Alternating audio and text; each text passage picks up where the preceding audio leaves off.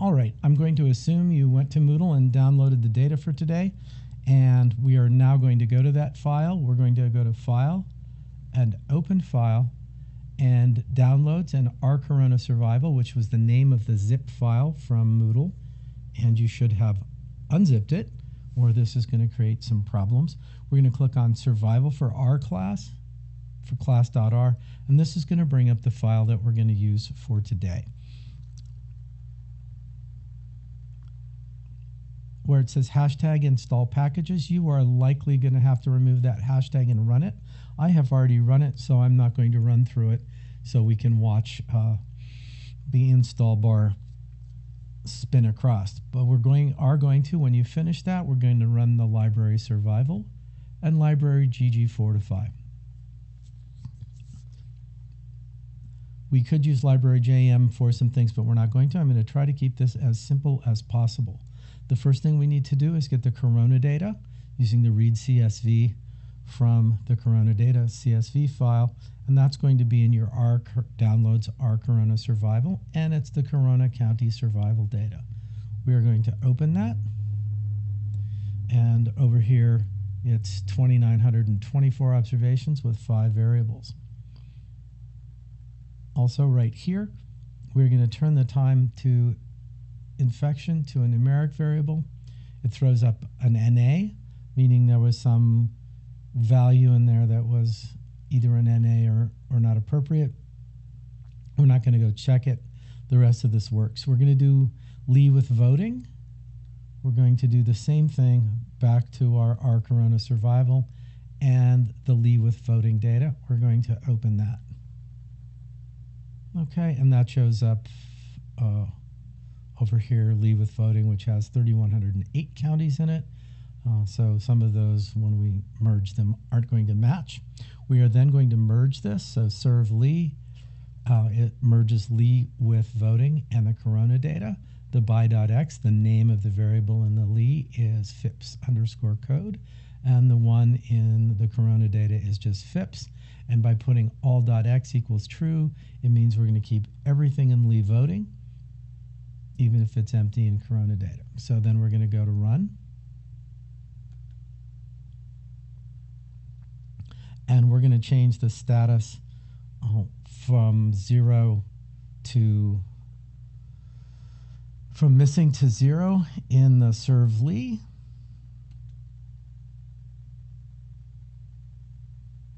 And we should change the end time to 107, time to infection to 107. So we're going to copy this and paste it.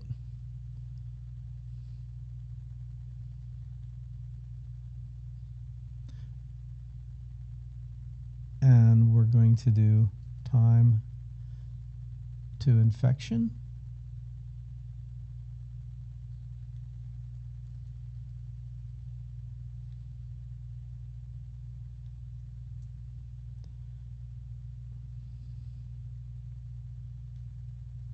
And we're going to make it the max.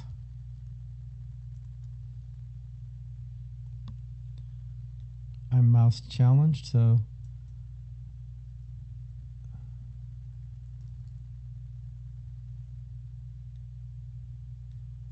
and we're going to make sure that works. If it doesn't, we're just going to put the number 107 in there. And the max comes in as NA because there's some NAs in there. So we're just going to put in the number 107.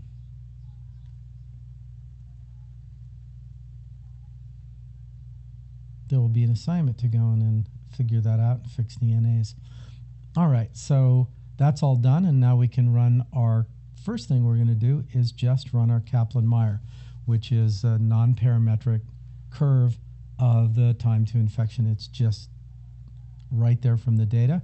We use the serve to take the time to infection and status and create a survival object, and we use the serve fit, and that tilde here, it says, okay, create this survival object, and then match this to Clinton or Trump state. It should say county, but it's an artifact of what we did previously. And the data is serve Lee.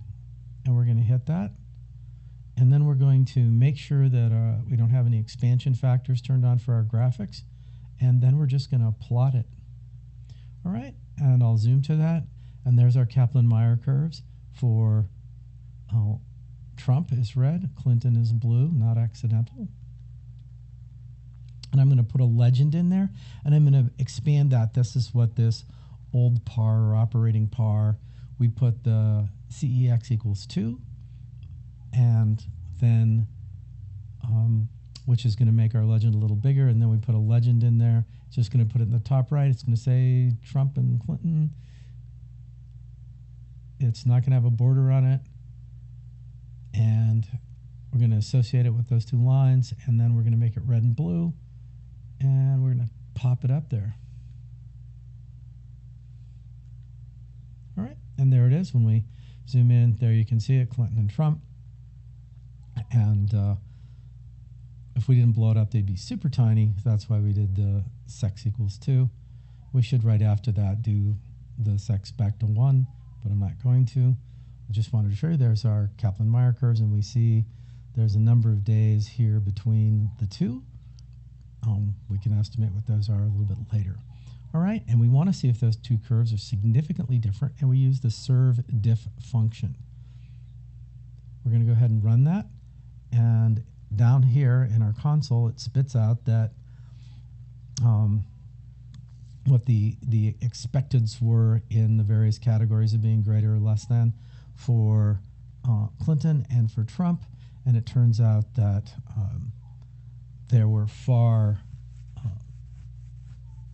more Clinton counties sooner than expected, and that gave us an observed minus expected over expected, 710 minus 569 over the 569, which gives us a 34.89, and that's a big chi-square value, and we also get a relatively large one for Trump, but there we go. Those are significantly different. We can go home now, publish our paper, and say, yay, Clinton counties got it sooner. But that's, of course, superfluous, and we're going to go on and do some. I just threw this in there. It's there in the data set. It made some headlines in the New York Times a while ago. And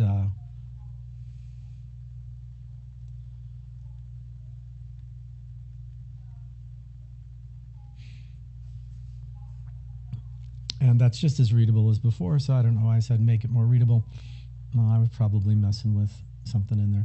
Oh yeah, I think right here, we added the main and proportion corona-free and days from Jan 21 and a few other things in there. But now we've done the Kaplan-Meier curve. I'm going to pause, and we will jump